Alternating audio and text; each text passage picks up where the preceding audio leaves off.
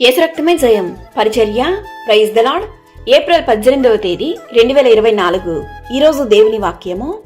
నిశ్చయముగా నిర్దోషివై నీవు సంతోషించెదవు, నిర్భయుడవై నీవు స్థిరపడి ఉందువు. యోబు 11వ అధ్యాయం 15వ వాక్యము.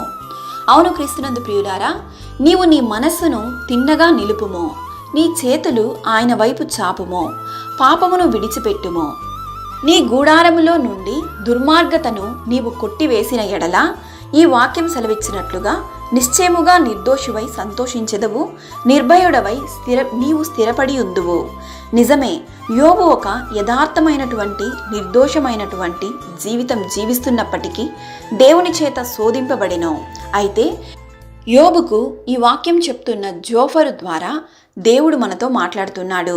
యోబు వలె మనము కూడా మన మనస్సును దేవుని వైపు నిలిపి, మన చేతులు ఆయన వైపు చాపి, పాపమును విడిచి, మన గుడారములలో నుండి దుర్మార్గతను మనము కొట్టివేసిన ఎడల నిశ్చయముగా దేవుని దృష్టిలో నిర్దోషమై సంతోషించెదము, నిర్భయము కలిగి స్థిరపడి జీవించెదము.